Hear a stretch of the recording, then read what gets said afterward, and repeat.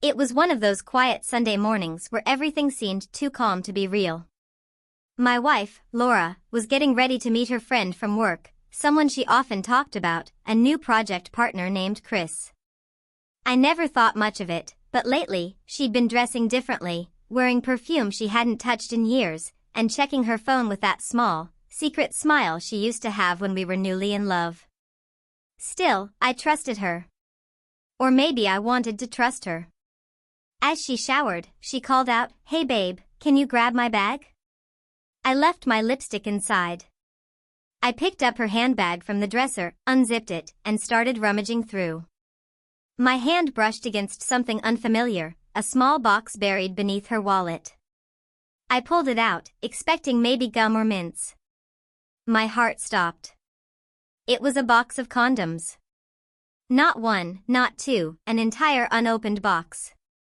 My pulse roared in my ears. Laura and I hadn't used condoms in years. She was on birth control. There was no reason for these to exist. My stomach twisted as a cold realization sank in. She wasn't planning a business meeting. She was planning a betrayal. My hands trembled, and for a few seconds, I stood frozen, the evidence of her deceit staring right back at me. I could have screamed. I could have confronted her right then and there. But something inside me snapped into calm, icy, deliberate calm.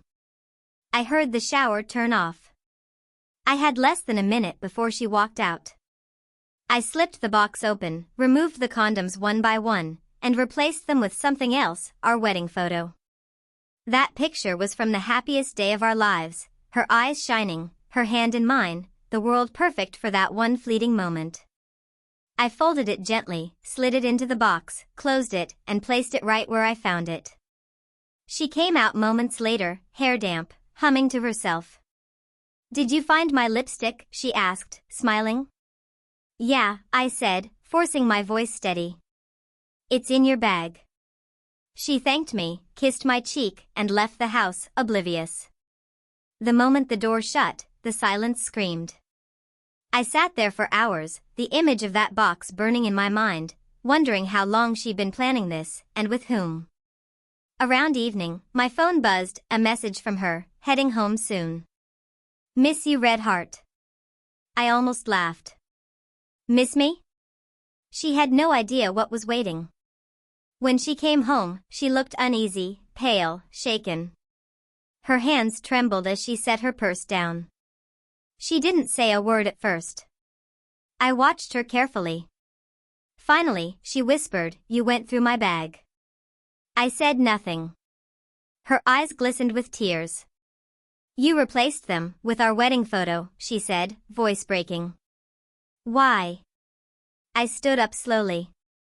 "Because I wanted you to see what you were about to destroy," I said quietly. She covered her face, sobbing uncontrollably.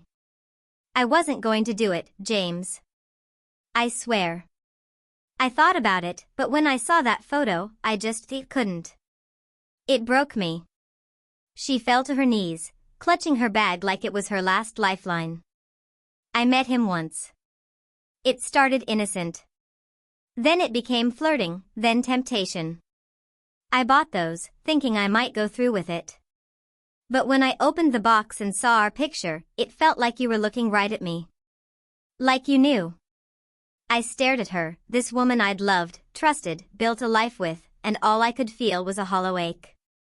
"You were ready to betray everything we built," I said. "That photo shouldn't have stopped you, Laura. You should have." She sobbed harder, trying to reach for my hand, but I pulled back. "I'm sorry," she cried. "I don't know what came over me. I was lonely, I felt invisible, so you thought cheating would fix that?" I interrupted. "You could have talked to me. You could have said anything. But you chose this." She didn't answer. Just tears and shaking hands. I walked to the bedroom and came back holding my wedding ring. I placed it on the table next to her purse. "You say you felt invisible," I said quietly, "but you never noticed that I was breaking too, just silently, waiting for you to see me again." Her eyes widened, panic flooding them. Please don't leave, she begged. Don't end this like that. Let me make it right. I looked at her for a long moment. The part of me that still loved her wanted to believe she could fix it. But the part of me that found those condoms, the part of me that died a little that morning, knew better. You already ended it, I whispered. I'm just accepting it. I grabbed my jacket and walked out. That night, I drove aimlessly through empty streets, trying to quiet the storm inside me. The betrayal hurt, yes, but what hurt more was realizing how blind I'd been. All the little signs I ignored, the late meetings, the laughter at texts, the sudden bursts of guilt masked as affection. When I finally returned home hours later, she was gone. On the kitchen counter sat her wedding ring and a note, "You didn't deserve the person I became. I'll spend the rest of my life trying to remember the woman in that photo." Months passed. I never heard from her again. People asked why we split, and I told them simply that love without honesty isn't love at all. One day, while cleaning my desk, I found the same wedding photo, the one I'd slipped into that box. I looked at our smiling faces, so full of promise, and felt something strange. Not rage. Not sorrow. Just closure. She'd been broken by what she saw in that picture, but I had been rebuilt by what it taught me. That sometimes, the quietest acts of truth cut deeper than any confrontation ever could. And now, whenever I think of that moment, her shocked eyes, her trembling voice, the silence that followed, I realize the photo didn't just break her. It saved me.